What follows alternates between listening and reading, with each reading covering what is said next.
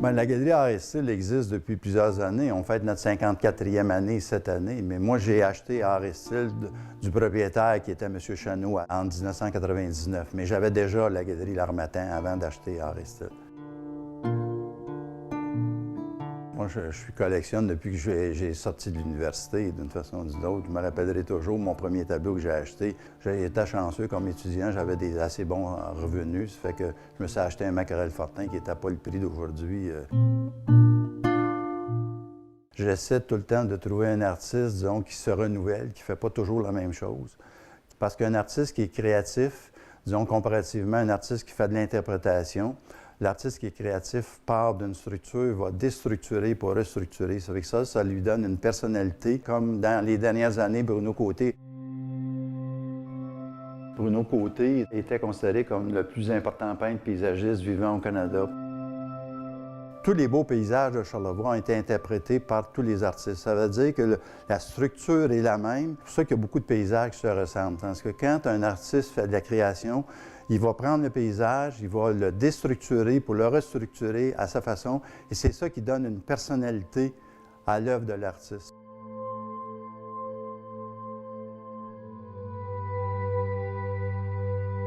Le peintre préféré de Bruno Côté, c'était P.V. Beaulieu. Lui a passé plusieurs années en Europe. Puis pour voir la différence, ça c'est un P.V. Beaulieu, ça c'est un P.V. Beaulieu. Et si je retourne, c'est ça un vrai peintre de création parce que c'est un peintre qui a tout le temps cheminé, qui a tout le temps, disons, évolué vers d'autres choses. Parce qu'un artiste, c'est un créateur, il ne faut pas, disons, qu'il se confine à travailler à l'intérieur d'une structure. Je vais vous donner un exemple. Si vous prenez un Riopelle des années 50 et un Riopelle des années 80, c'est pas du tout la même chose. Un artiste, c'est un gars qui fait de la recherche aussi. D'abord, j'essaie tout le temps de trouver un artiste qui m'offre quelque chose que je n'ai pas dans la galerie. Lui, il a sa personnalité dans sa peinture, puis il ne ressemble pas à personne, puis c'est ça qui est, pour moi, qui est le plus important. Denis Desson, lui, est très, très particulier dans ce qu'il fait. C'est ça que j'aime chez un artiste. Il y a trop d'artistes qui essaient de faire plaisir à tout le monde. Et moi, ce que j'aime d'un artiste comme ça, c'est qu'il le fait pour son plaisir à lui. T'aimes ou t'aimes pas, mais moi, je trouve ça particulier, puis c'est ça que je recherche chez un artiste. Nous autres, on a plus qu'une centaine d'applications d'artistes par année pour exposer ici. Et il y a des années, j'en prends pas parce que je trouve que c'est pas assez fort. Moi, il faut qu'un artiste m'offre quelque chose que j'ai pas dans ma galerie.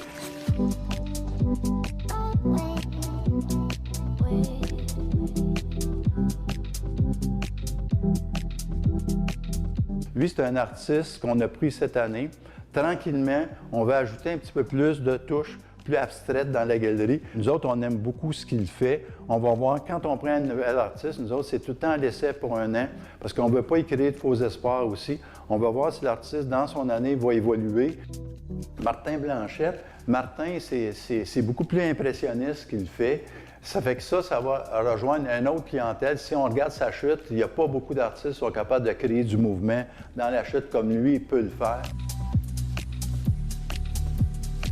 Elle a un dessin exceptionnel. Si on regarde les vases là-bas, on pourrait penser qu'il y a de l'eau dans les vases. Ça, c'est très, très difficile à réaliser. Elle travaille avec une transparence qui est exceptionnelle. Ça, il n'y a pas beaucoup d'artistes qui sont capables. Ça fait que ça, au niveau technique, là, c'est une des artistes qui a la meilleure technique dans ma galerie.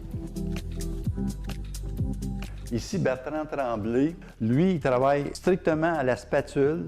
Mais c'est ça que je trouve intéressant parce que quand un peintre travaille, il travaille de près. Ça fait que quand tu t'approches du tableau, c'est juste des taches de couleur. Puis plus tu recules sur le tableau, plus il donne, disons, à ce moment-là, un paysage. Mais lui, il faut qu'il le fasse de près. Ça fait que ça, c'est très, très exigeant.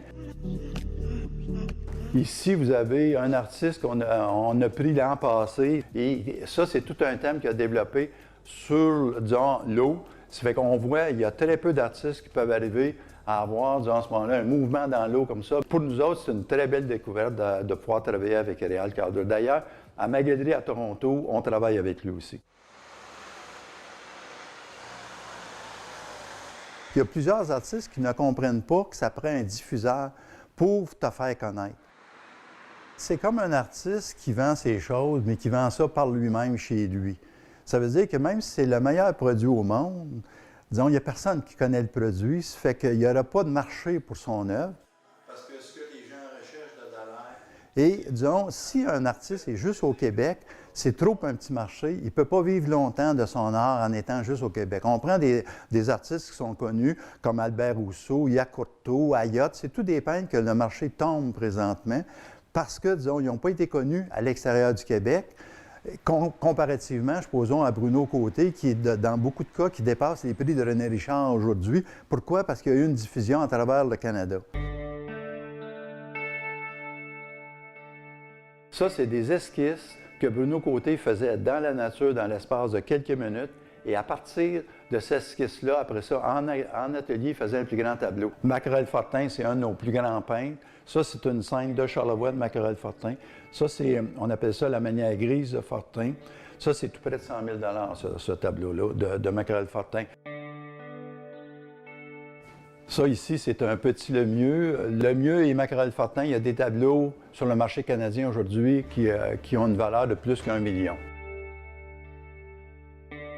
Les meilleures galeries ont les meilleurs artistes. Ici, on a du Macquerel Fortin, on a du René Richard, on a du Bruno Côté, on a du Jean-Paul Lemieux. Ça, pour les artistes qui sont ici, ça donne une crédibilité parce qu'ils côtoient des artistes qui sont reconnus depuis plus qu'1 siècle à travers le Canada.